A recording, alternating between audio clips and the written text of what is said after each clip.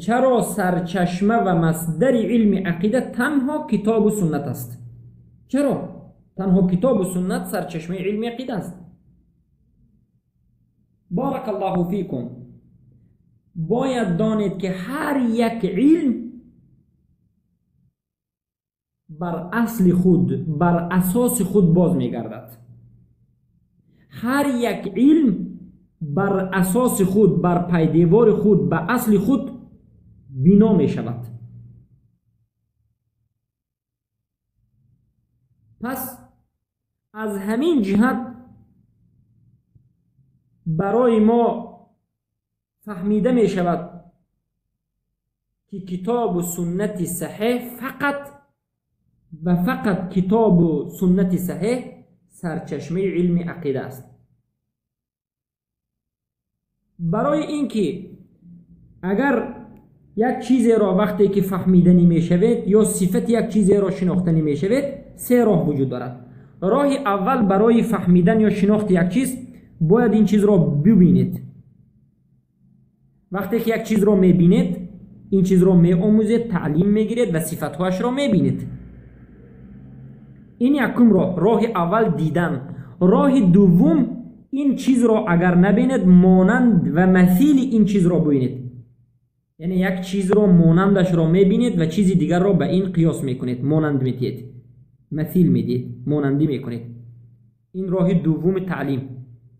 راه سوم این که یگان نفر به شما از یگان چیز خبر میدهد که شما با خبر یگان نفر یک چیز را تعلیم میگیرید. اصلا یک چیز را شما ندیدید اما یک نفر به شما می آموزاند، تعلیم میدهد و خبری وی را شما باور میکنید. از خبری این انسان یک چیز را می آموزید. پس برادران و خواهران بزرگوارم، بارک الله فیکم، علم عقیده علمی است که در مسئله های غیبیات سخن میکند و در مسئله ذات الله تعالی و نامهای الله و صفتش، اسماء الله و صفات سخن میکند. پس شناخت و فهمیدن و آموختن مسئله های غیبی، یعنی مسئله هایی که غیب است، هیچ دیده نمی شود، مانندش هم را هم دیده نمی شود. مسئله آموختن الله، مسئله شناخت الله، به این سه راه اخیره که ما آموختیم از دو تایش آموخته نمی شود. یعنی ما الله را ندیدیم، پس الله را دیده نمی توانیم، با دیدن الله را تعلیم نمی گیریم. یا مثل الله یگان چیزی نیست که ما یگان مثل الله را بینیم بعد از این بگیم که انا این مثل الله هست، بعد از این الله را آموزیم. اعوذ بالله، این هم ناممکن است.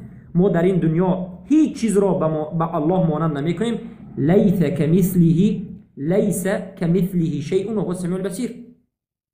هیچ چیز مانند الله نیست و الله شنوا و بیناست. پس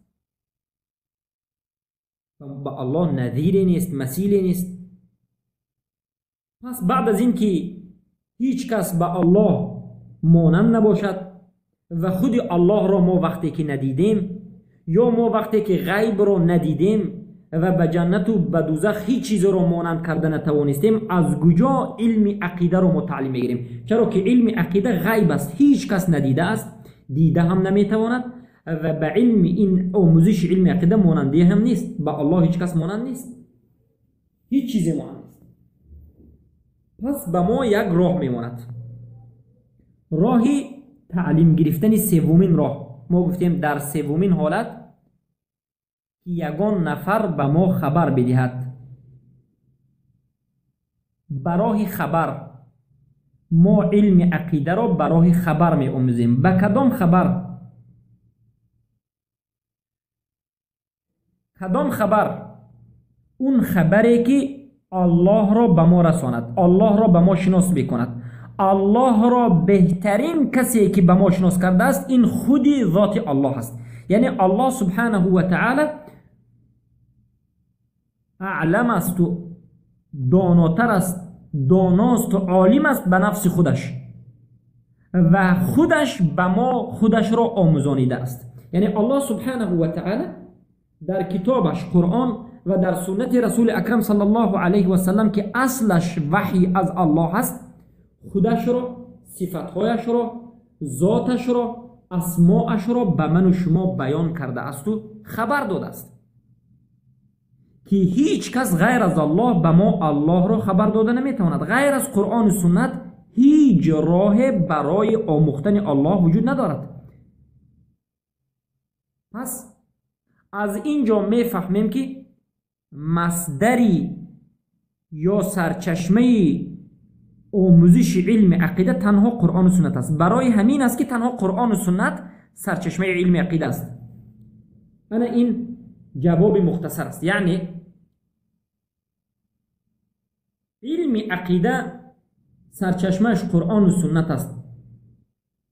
غیر از قرآن و سنت هیچ چیز سرچشمه و مصدری آموزش علم عقیده شده نمیتواند، چرا که علم عقیده از مسئله های غیبیات، از مسئله های شناخت الله، نام های الله، صفت های الله صحبت میکنه و یگانه راهی که ما را به این شناخت الله، به شناخت نام هایش و صفت هایش، به شناخت غیبیات، جنت و دوزخ و قیامت و حساب و کتاب و ملائکه و جن و تقدیر میبرد، یگانه راه این راه قرآن است که سخن الله است و سنت رسول اکرم صلی الله علیه و سلم است که این وحی است از جانب الله و اجماع علمای صحابگان و قرن اول و دوم و ثالث است که این اجماع سرچشمش قرآن و سنت است. پس